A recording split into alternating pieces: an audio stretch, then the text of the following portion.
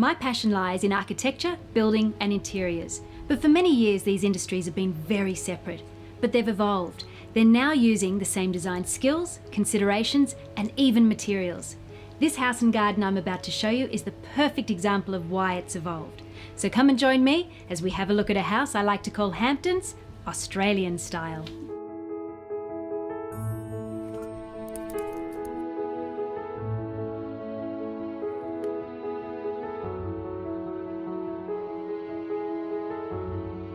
Marcus, I love what you've done with this place. You've really taken that Hamptons look and made it Australian. Yeah, it's lovely living here, mate. My partner Cherie is very good with design and I always had a passion for it too. So it's a real sort of mixture of both our passions here for sure. Now, not only have you got a great sized block here, you go straight out to the canal. We're on the main canal here. It's actually one of the widest bodies of water in Queensland for canal estates.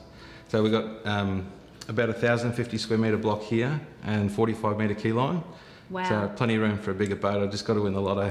Or keep building houses, because that's what you do. Yeah, and we do it well too. Our business is called Heisig Constructions. Right. We've been in business since 1970 and my brother-in-law Steve and I now run the business. We're second generation business owners. Now the materials that you've used, yes. Now although you've got different materials, you've used them all within those Hampton style colour tones. Yeah, definitely. Now I've noticed with the floor tiles that you've used this different pattern. It's not the standard modern square laid, rectangle laid pattern. Why? Mate, one of the things doing construction all the time and seeing different products, Cherie and I have done 10 homes for ourselves. Right. Yeah, and in that time we've had a lot of different materials, but we'd never had a French pattern floor. Yeah. And we both really loved the complexity of it. Our tilers, true credit to them, it was an absolute masterpiece what they've laid here for us. It took weeks and weeks of work to get this finished down. But I guess that reflects back into the business. When you're talking to a client, you can tell them what the advantages are of having sort of a square laid or the French laid. Yeah, for sure. And again, we've got such a mixed palette of work, we can normally demonstrate it too at any point of time. We have up to 15 homes under construction, and so we can take people who are looking at building and show them all the different ideas. And on top of that, if we can't find something with what we've got under construction, we've always got our display home at Roachstar, which is a really good place for people to go and see our designability. And we've won a lot of awards for that home. And last year we were actually HA Queensland's most professional small builder. That's fantastic. Yeah. Well, I love the house, but I think it's time we have a look at the garden. I'd love you to come have a look. Come with me.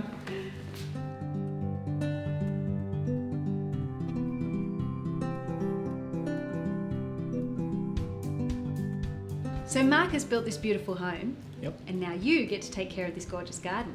Yep, that was the idea. I mean, Marcus and Cherie had very clear ideas of what they wanted. Right. So the brief was quite simple. They wanted maximisation of their entertainment areas.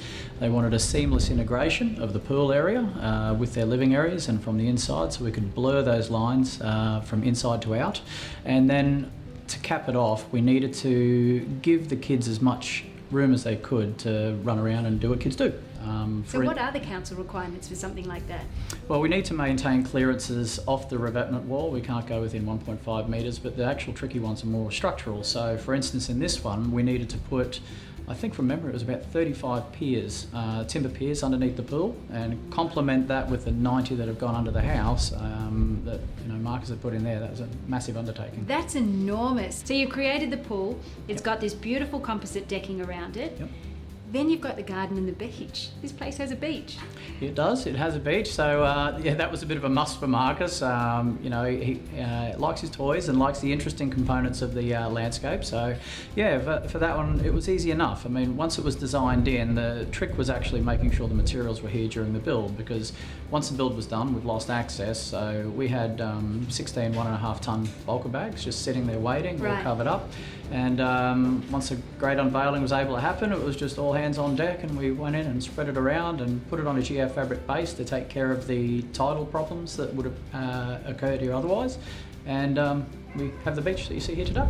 Well, Josh, thank you so much for sharing all of this with us. I do love your work, and I think I'll look forward to seeing your next one. Pleasure. Cheers. Cheers.